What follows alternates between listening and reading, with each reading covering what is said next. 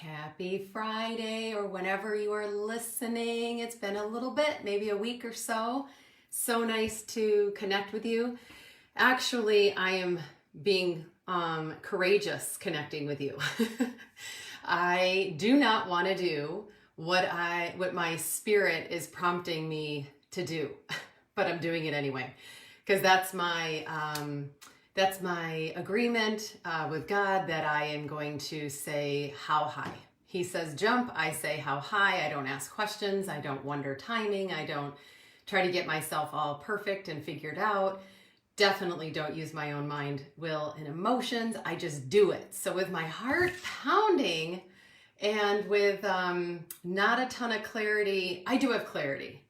But I thought that this would be clarity just for me, that this unbelievable download was for me, and quite frankly was just for my patiently enduring course,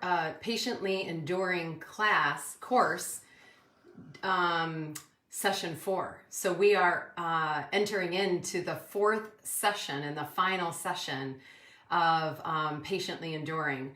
And so this God of ours, I'm telling you, he's up to something. So I was in just my quiet time, and God invited me into the end of the book of Job again. I don't know how many of you, I'd love to hear directly from you. How many of you like reading the book of Job? It is one of my favorites. It actually, at this moment, might be my favorite. And so this is just something I also want to say. Actually, no, I'm not going to say that. So I am going to read something from the book of Job, and I'm going to invite you being you, even if you don't know God, if you don't want to know God, if you know God and desire to get to know him more, I'm inviting you to stay and to listen. And it's usually a good leaning in time if I'm nervous, because it isn't what I want to do, but I know how it positively impacted me. And I can't keep it to myself, and I can't keep it just to this little, because as I felt so amazed by it, I thought, oh my goodness, I'm going to add this in to the 4th session of our patiently enduring class. And he's like, yeah, no, I want you to do what I'm asking you to do, not with a small group of people. I want you to go on Facebook Live. I want you to use social media, and don't filter who hears this message.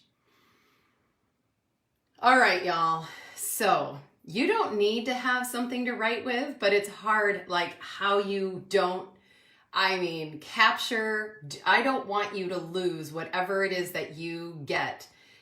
Your spirit is going to be doing something, and I don't want you to lose what your spirit says as you listen in.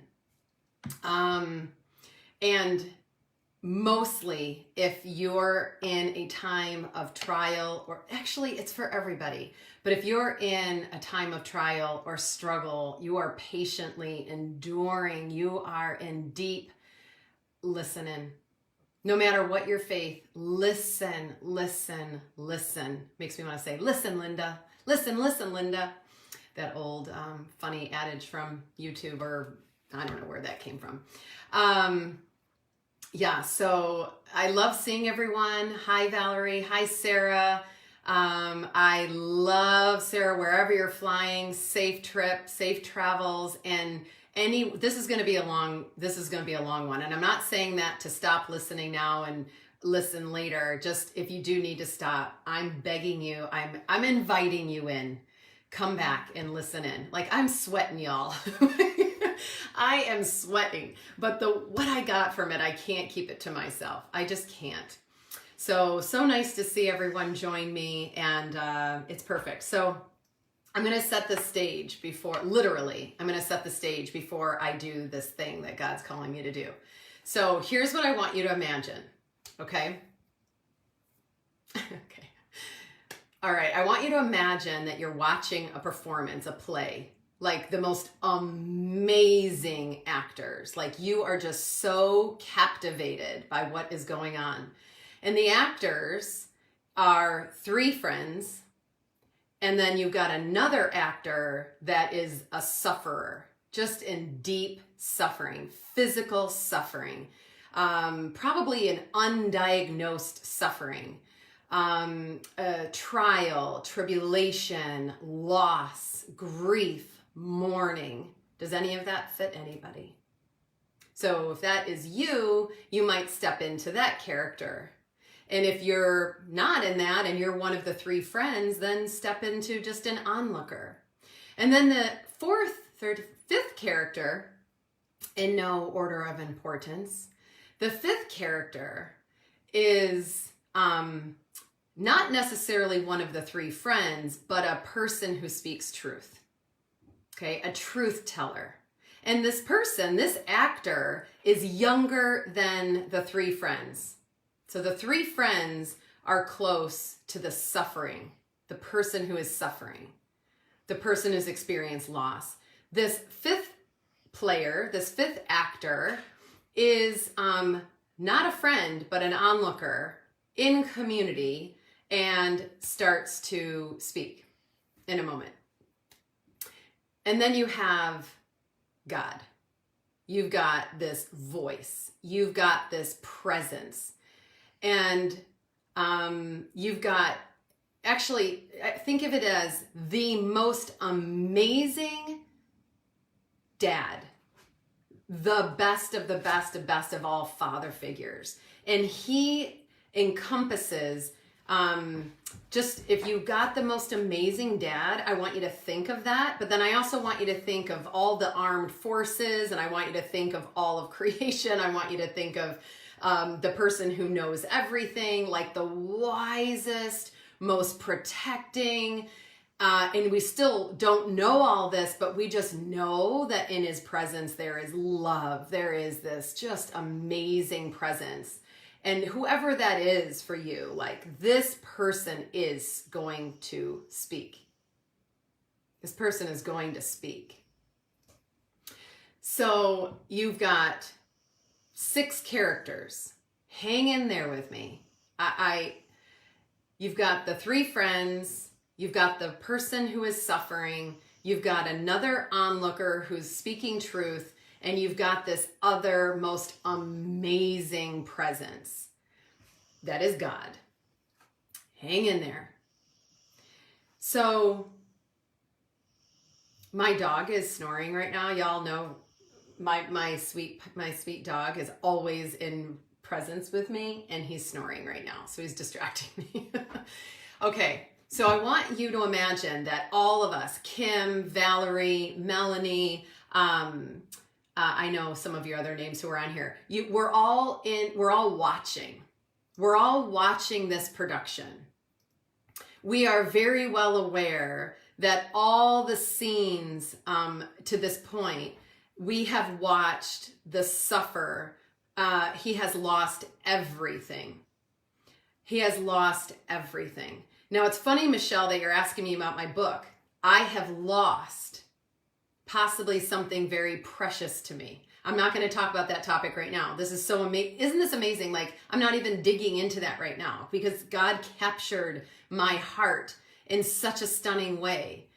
So experiencing loss, not sure what is going on, wanting questions answered, just got diagnosed, or is dealing with something so horrific that the body pain is so real and so exhausting and troubling, and then you've got these 3 friends that feel so bad for all this loss. And don't in the beginning, they just sat. So just imagine we're watching this performance and we're so sympathetic to what is going on with the sufferer. Feels so bad that this is happening. I wish I could change this for you. I wish I could find it. I wish. And so the 3 friends are amazing that it's already been part of the performance. And they just sit and they just hang out with him. And then the sufferer starts speaking like from a place of suffering. And then it kind of upsets the three friends. Like they can't wrap their brain around what is going on. It actually starts exposing in the friends stuff that they are feeling that they didn't even know they would feel. But being with someone in this deep exposes pain in them, and they want to either stop it or they want to fix it, and they speak into it and they give all these opinions. And then you get all this public opinion. You get all this. So imagine we're watching what's going on right before our eyes, and there's all these opinions and there's all these perspectives. And so instead of paying attention just to what the sufferer used to pay attention to, a divine source that would be the only place to get the answers. The only place to get the answers is this one place. That's actually where to start, at least. But because public opinion and other people's way of entering into the suffering with us became a distraction. Anyone with me? Anyone seeing some of the correlations? So it's no longer about the sufferer and about the maker. It's no longer about going first to the only first source that would really be able to help me through this. It's now I'm going to take my eyes off there, and I'm going to pay attention and get entangled with everything else that's going around me. Even people who love me, even family members. They don't understand. Because guess what? The sufferer doesn't understand either. Nobody understands. So when we don't know, what do? We want to go to people. We want to go to public opinion. We want to gather people around and, okay, I'm listening. What are you saying? And then these teams are created, and it's like this tennis match, back and forth, opinion. And then instead of even being in the presence of the maker, now we're entangled in the opinion and how each person feels, and trying to wrap our brain and get the answers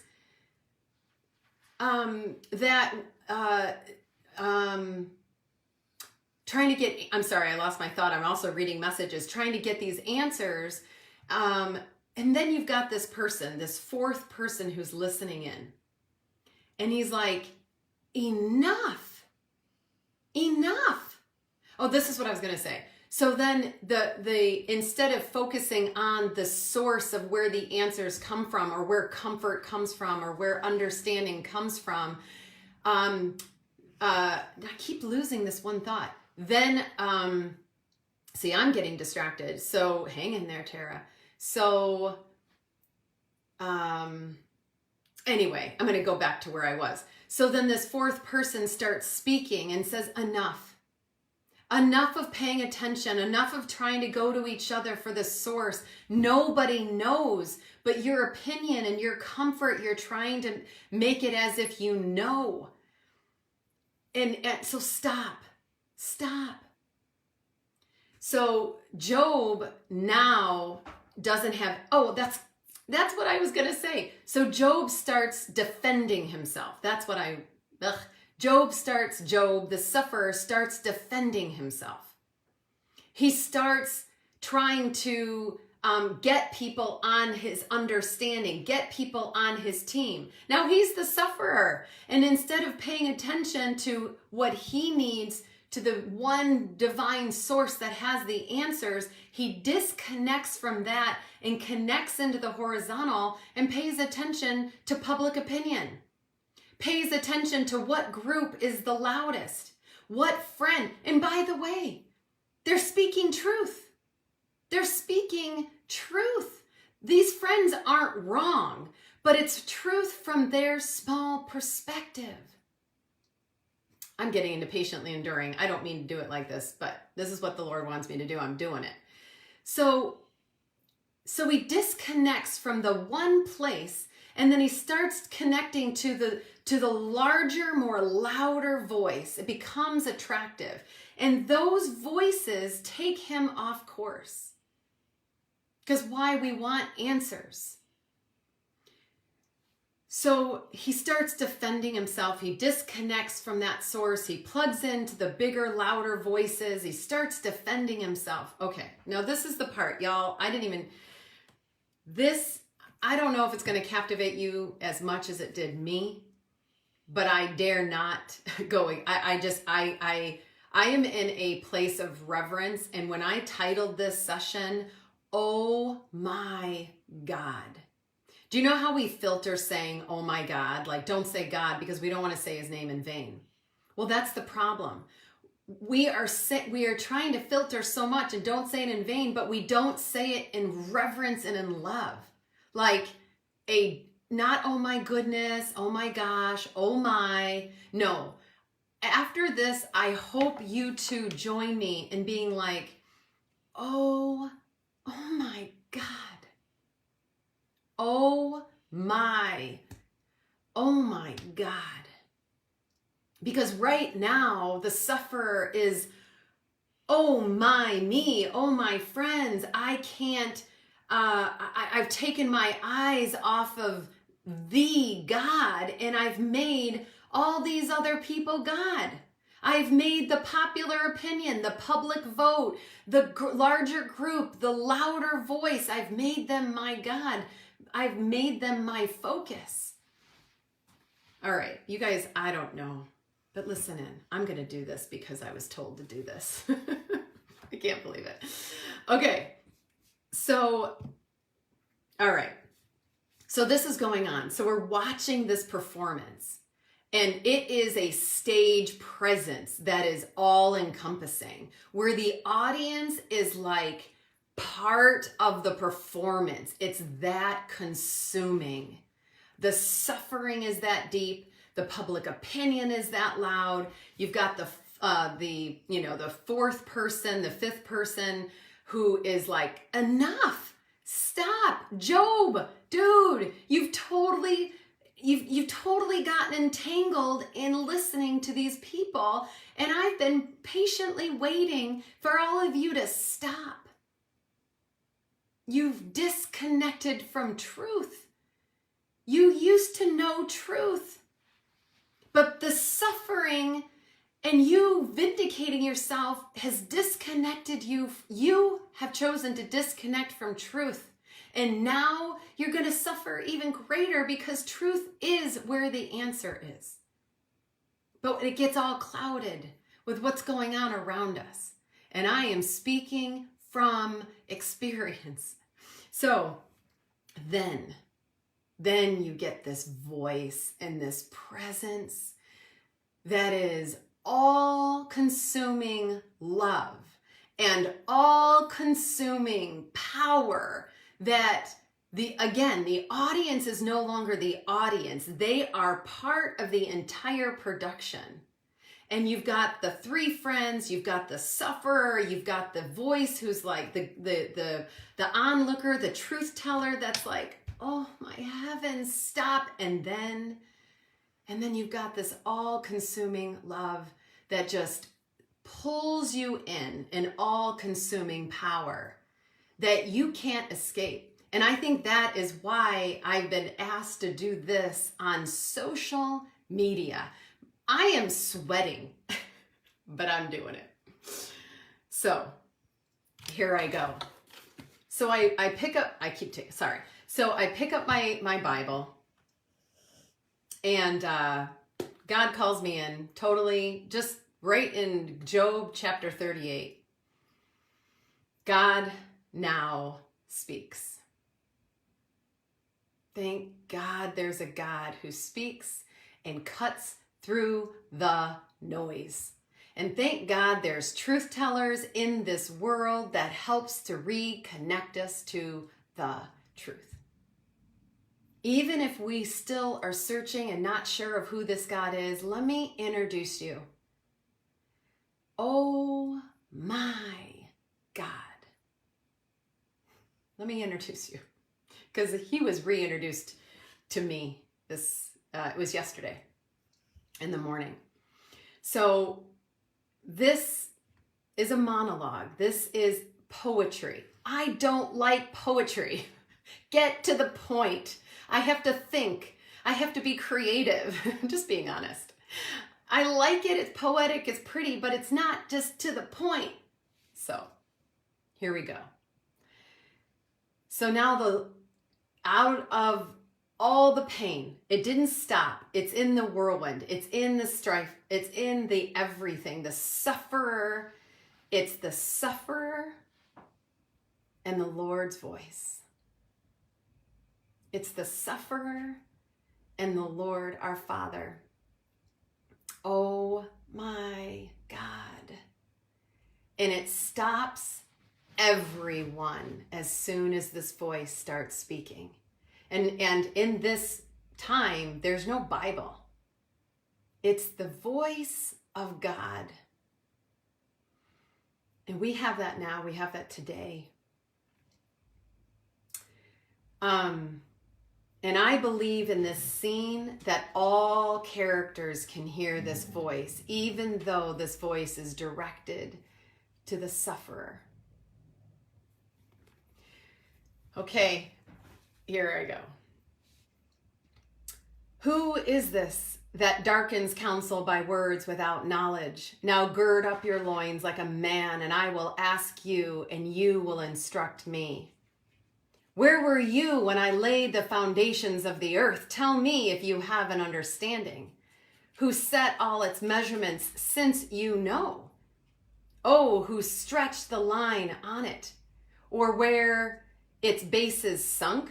Or who laid its cornerstone when the morning stars sang together and all the sons of God shouted for joy? Or who enclosed the seas with doors when bursting forth it went out from the womb?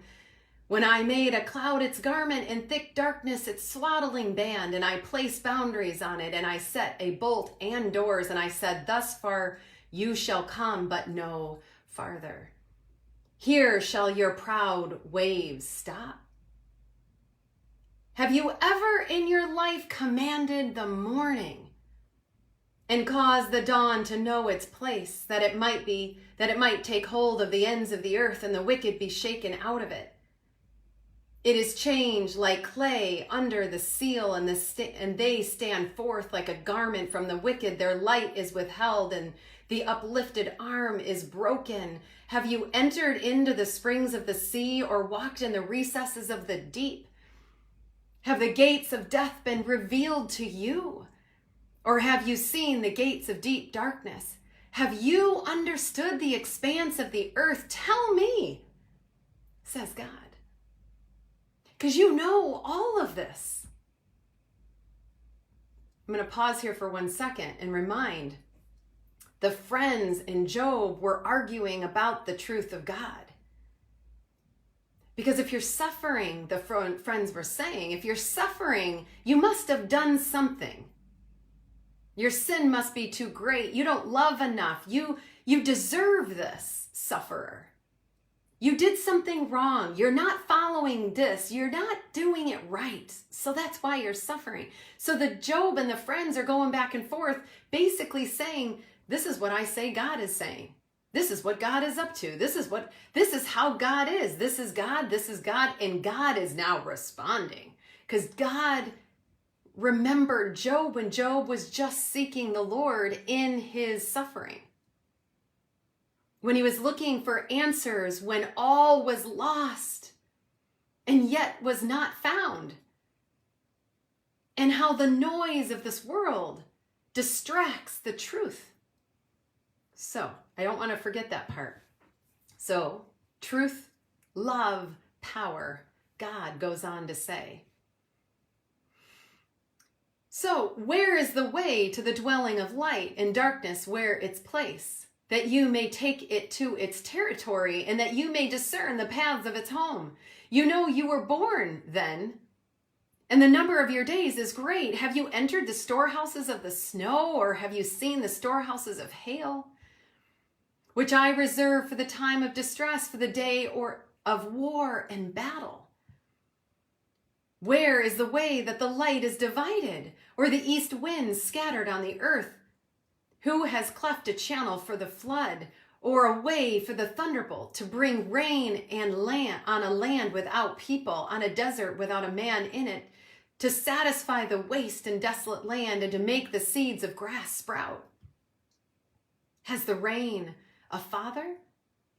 Or who has begotten the drops of dew, from whose womb has come the ice, and the frost of heaven, who has given it birth? Water becomes hard like stone, and the surface of the deep is imprisoned. Can you bind the chains of the Pleiades, I'll probably mispronounce words, but anyway.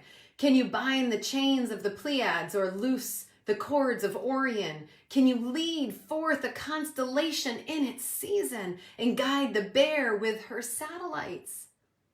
Do you know the ordinances of the heavens, or fix their rule over earth? Can you lift up your voice to the clouds so that abundance of water will cover you? Can you send forth lightnings that they may go and say to you, here we are? Who has put wisdom in the innermost being, or given understanding to the mind? Who can count the clouds by wisdom, or tip the water jars of the heavens? When the dust hardens into a mass and the clods stick together, can you hunt the prey for the lion, or satisfy the appetite of the young lions?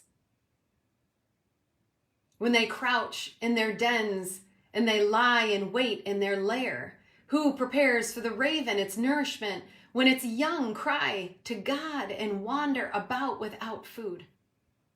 Do you know the time of the mountain when the mountain goats give birth?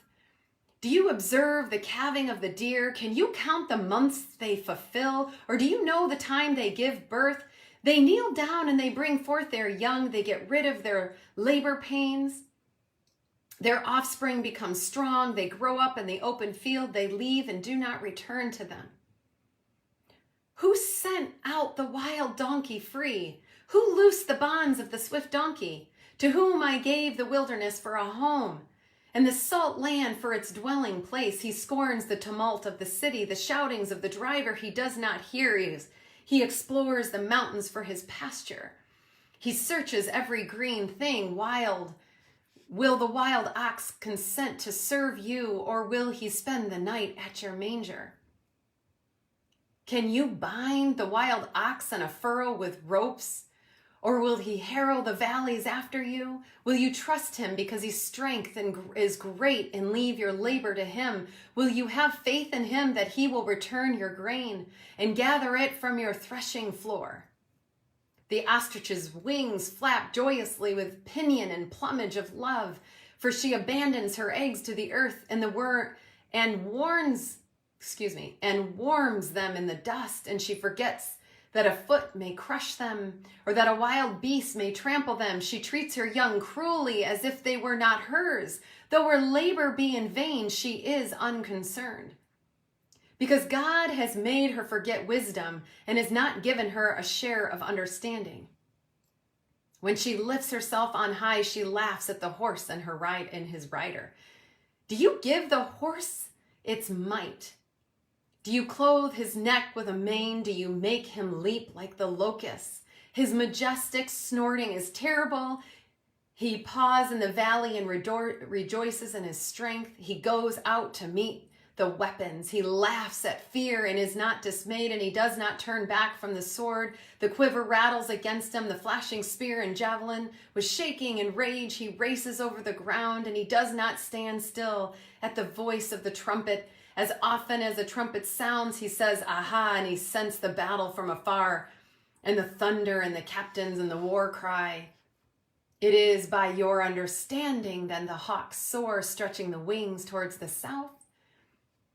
Is it your command that eagles mount up and makes his nest on high?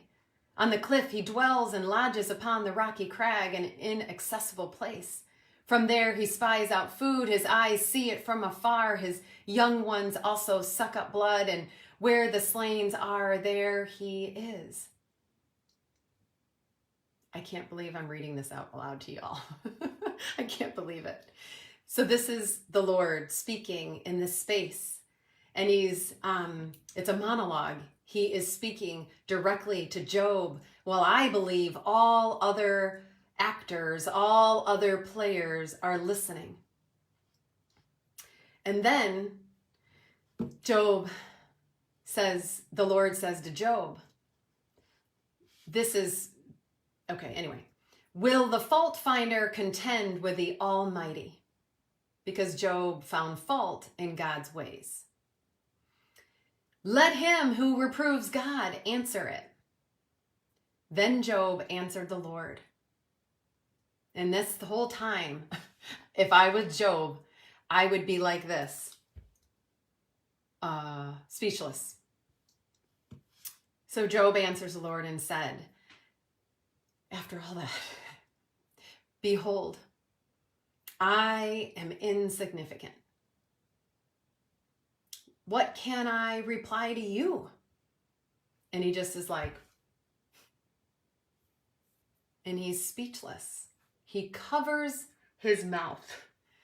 Because all before that, he was defending himself. He was rebuking God, his maker. He was in so much pain, so much agony, so much strife, so much unknown answers. Lost. Things are lost. And he was rebuking God. He just decided to disconnect from my God. And he lays his hand on his mouth and he says, once I have spoken and I will not answer, even twice, and I will add nothing more. Now, I'm going to keep reading because that's what I've been told to do. Here's more of the poetry. I don't like poetry, but here it is. Actually, I like it a lot right now.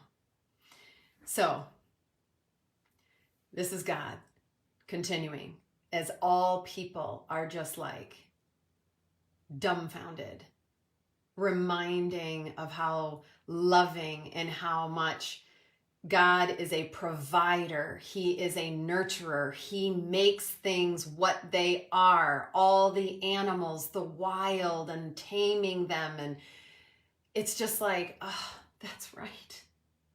I am so insignificant, yet not to him. Not to him. So, but compared to him. So I'm going to keep going, even though I'm sweating. Now gird up your loins like a man, and I will ask you, and you will instruct me. Will you really annul my judgment? Will you condemn me that you may be justified? Or do you have an arm like God? And can you thunder with a voice like his? All right. Adorn yourself then with eminence and dignity, and clothe yourself with honor and majesty. Pour out the overflowings of your anger, and look on everyone who is proud and make him low. And look on everyone who is proud and humble him, and tread down the wicked where they stand. Hide them in the dust together, bind them in a hidden place. Then I will also confess to you that your own right hand can save you. And he goes on. Behold now, Behemoth, which I made you as well. Behold now his strength and his loins and his power and his muscles of his belly. He bends his tail like a cedar. I'm going to pause here for 1 second because this is something I think is important. When I read the first part, it's a lot of poetry. I had to dig, but it's a lot of love. It's a lot of provider. It's a lot of parental. It's the authority of the parent and the love of a provider, if you will. This is just Tara's version. And then this part is the power of God. And God is like a coin, the same coin, both sides is love. We love to be loved, but do we also love the power that comes with it? So it's power and love. And that's why he's now going into, behold now Behemoth, because he's talking about power in these creatures. which I made as well as you. He eats grass like an ox. Behold now his strength and his loins and his power and his muscles of his belly. He bends his tail like a cedar. His sinews of thighs are knit together. His bones are tubes of bronze. His limbs are like bars of iron. He is the first of the ways of God, like his maker brings near his sword. Surely the mountains bring him food, and all the beasts of the fields play there. Under the lotus plants he lies down, and in the covert of the reeds and the marsh, the lotus plants cover him with shade. The willows of the brooks surround him. If a river rages, he is not alarmed. He is confident, though the Jordan rushes to his mouth. Can anyone capture him when he is on watch? With barbs, can anyone pierce his nose? Can you draw out Leviathan with a fishhook? Or press down his tongue with a cord? Can you put a rope in his nose or pierce his jaw with a hook? Will he make many supplications to you, or will he speak to you soft words? Will he make a covenant with you? Will you take him for a servant forever? Will you play with him as with a bird, or you bind him up? Will the traders bargain over him? Will they divide him among the merchants? Can you fill his skin with harpoons, or his head with fishing spears? Lay your hand on him. Remember the battle. You will not do it again. I'm going to say that again. Lay your hand on him. This Leviathan. Remember this battle, because you will not do that again. Behold, your expectation is false. Will you be laid low even at the sight of him? No one is so fierce that he dares to arouse him. Who then is he that can stand before me? Not me. Who is given to me that I should repay him? Whatever is under the whole heaven is mine. I will not keep silence concerning his limbs or his mighty strength or his orderly frame. Who can strip off his outer armor? Who can come within his double mail? Who can open the doors of his face? Around his teeth there is terror. His strong scales are his pride. Shut up with a tight seal. One is so near to another that no air can come in between them. They are joined one to another. They clasp each other and cannot be separated. His sneezes flash forth light, and his eyes are like the eyelids of the morning. Out of his mouth go burning torches. Sparks of fire leap forth. Out of his nostrils smoke goes forth as from a boiling pot, and burning rushes. His breath kindles coals, and a flame goes forth from his mouth. In his neck lodges strength, and dismay leaps before him. The folds of his flesh are joined together. Firm on him and immovable, his heart is as hard as a stone, even as hard as the lower millstone. When he raises himself up, the mighty fear because of the crashing. They are bewildered. Oh, and this is me now saying, oh my God. If I was an audience member watching this performance, sitting among the three friends and the sufferer and the truth teller, I'm going to say, and I'm listening to this poetry, and I can't even understand most of it, but what I do hear is power and strength and a proper reverence, a proper fear, to be able to really say, oh my God. The sword that reaches him cannot avail, nor the spear, the dart, or the javelin. Like untouchable, nothing can touch him. He regards iron as straw, bronze as, bronze as rotten wood. The arrow cannot make him flee. Sling stones are turned into stubble for him, and I didn't bring water near me.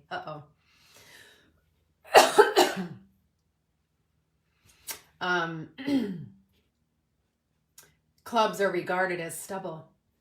He laughs at the rattling of the javelin. His underparts are like sharp potsherds. He spreads out like a threshing sledge on the mire. He makes the depths boil like a pot. He makes the sea like a jar of ointment. Behind him he makes a wake shine.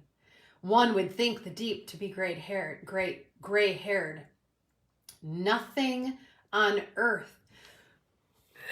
Oh my, y'all.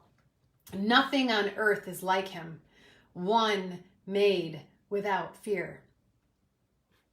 He looks on everything that is high. He is king over all the sons of pride. And then Job just stops. He just stops and confesses and and takes in what this voice, what this maker, the maker of everything on earth,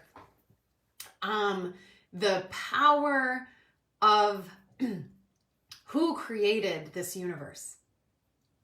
And I've learned, and so I didn't do this before coming on. Apparently I needed water before coming on, but I didn't do this part before coming on. Like, who do you want to hear this message? And it's so weird for me to read poetry out loud, and it doesn't even make full sense to me. But what I knew was enough for me. And what I knew was this allowed me to have a new reverence for who created this entire world. To remind me that I am so wildly protected, even with the current circumstances, even with whatever is going on, with diagnosed conditions or undiagnosed conditions. I dare not go to popular opinion first.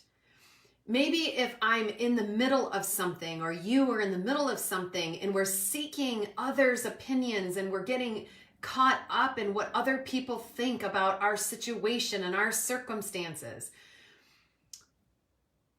I guess what my heart wants you to be willing to see is, let's not filter God. Let's have a new reverence for both sides of the same coin. That God is so loving, and God is also mighty and powerful. He is our provider. He will help us get through that very suffering, and try hard, really hard, not to disconnect from him. But we want answers. But we want what is lost found. We want answers. We want comfort. We want things to go our way. I'm going to leave it at that. And so what we do is we disconnect. We never believe in anything higher than ourselves. We feel too often more comfortable where other people are comfortable and what they have deemed worthy of worshiping, worthy of finding comfort and answers. And when there is many, then even if there's maybe one that sees it the way I do, but the more, the better. And we don't think higher than ourselves. We don't think higher than our suffering. We don't think higher even than if the times of my life, and quite frankly, I am still on a really beautiful high point. I've never felt more joy and peace, no matter what my circumstances are. This internal joy and peace, because that is from the loving God that created this entire cosmos. Thank God man didn't create it, because that would be faulty. And thank God it's not a big boom and it's not a coincidence only. Like, fine, big boom, but it's not just coincidental happening and now life forms. No, it was exactly for a time such as this. And so why in the world would I go on social media and read poetry that is coming straight from a divine source, from God? Because I believe that it is the very thing that gets us to persevere in great times and in deep, deep suffering. And so if it opened my eyes, I don't want to keep it to myself. I want us not to be intimidated by anything.